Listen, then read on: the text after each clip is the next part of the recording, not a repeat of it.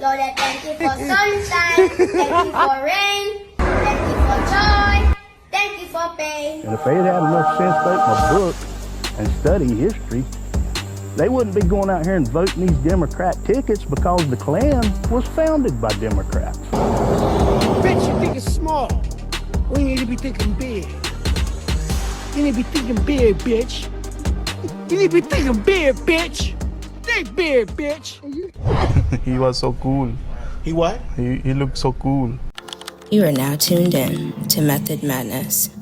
There lies a system of control the country of America was born to stop. Tyranny, oligarchy, authoritarianism, fascism. The modus operandi is outright do what I tell you, which reverberates through social behaviors. From mom to son, husband to wife, teacher to student, dog to owner. There are many times we can identify these actions in everyday life. When people don't have the answer, they act like they do. I think it's quite strange that a person knowing in their heart of hearts they haven't read anything or even watched the entire speech would want an opinion. It feels salacious. Why back yourself into a corner without the information you claim to have? It seems like self-sabotage, which humans are good at. The feeling of being correct is unmatched. It's a particular high that can only be reached by dominance. But we're supposed to be better. We're supposed to be civilized. But the thing is, in the 3D world, things just don't always happen how we would like. I think time is the culprit, motivating people to do wrong out of lack of it. The rules of survival of the fittest will pull the minds of the people. Everybody would be trying to one-up the other. So to avoid outright chaos, we need some common ground. This is where government steps in. But the people want their own way, and they will revolt if they don't get it. So you tell them they have it. People don't want much anyway. As long as they think it, it's good enough. Hence the push to life without objectivity. What you think it is what it is. This ideal was curated long ago. Incoming democracy. If the people have the power, then the people have no one to blame if it goes wrong. Forcing you to hold yourself accountable. Breeding the world's most dominant society. But what if I told you it all hinged on one thing? Pettiness. Let's look into the method of madness of the most petty country, America.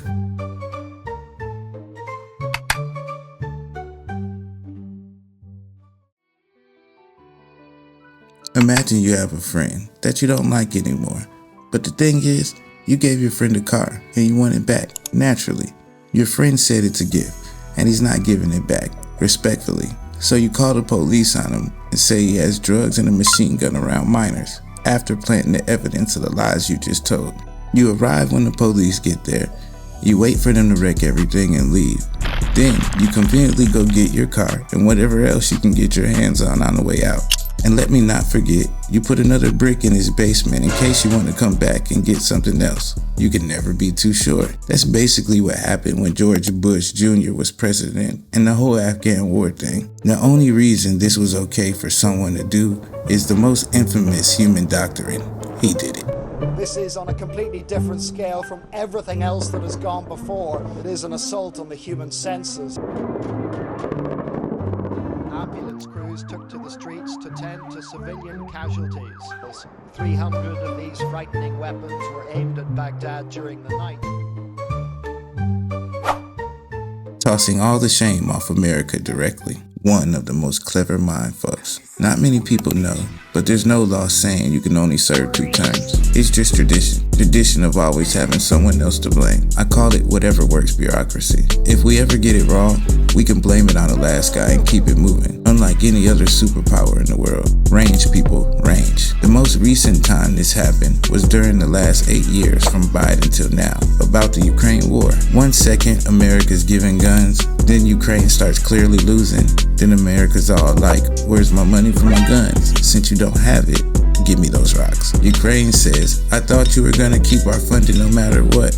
I thought you got me. America's reply was, that was the last guy. And you're losing, so deal with it. Which I think has nothing to do with Trump. Because America would just lean into whatever was working, which is the only logical stance. That's the reason for the tradition we talked about earlier.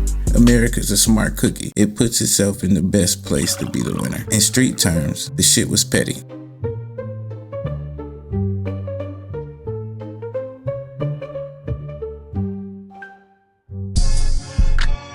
Like a top-level dealer cutting off his best distributor only because he wants all the money. Instead of taking the money causing bad blood from that line of business, he settles for the switcheroony. So he pretends his son is now the boss and his son is switching things up. One of my faves. This is above me now. All while the money goes to the same bank account as before. The 8-year itch.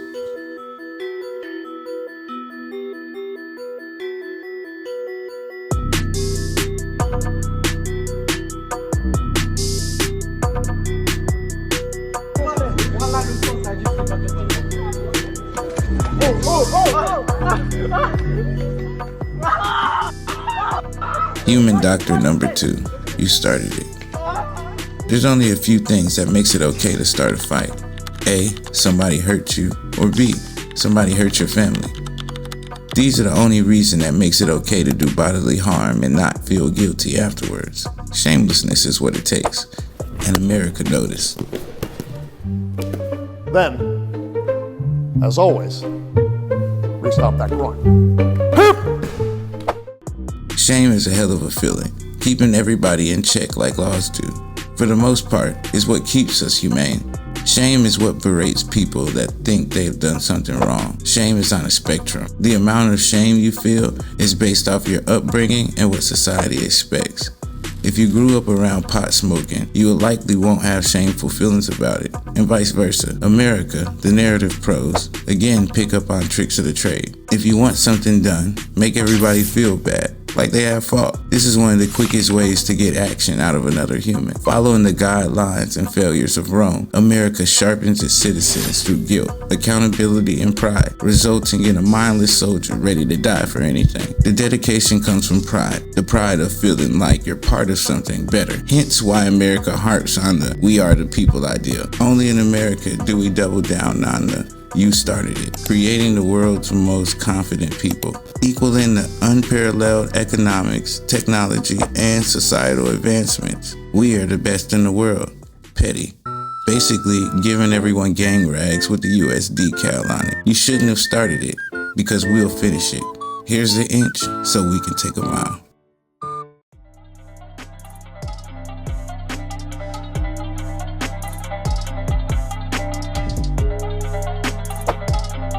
As Big Brother plays with our heads for no reason, we're getting to part 3.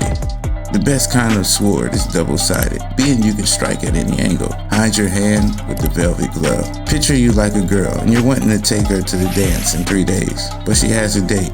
But you know she would pick you if she didn't, so you put together a plan. So you get a guy's enemy to fight him within 3 days.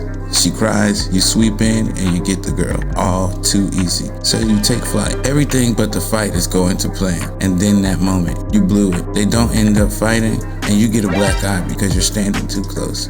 Mission failed. At least nobody knows your conspiracy, so you can try it again. Petty. This is what the government does in many assassination attempts on leaders. As long as no one knows, we can keep trying. You are now tuned in to Method Madness. Overall, I realized America's a very petty nation. We will do anything that they want. Not saying that we're bad guys, because pettiness doesn't move the meter of your morality. It's what you do. We love being petty. We watch, we probe, we use anything to see them doing good, not go so good.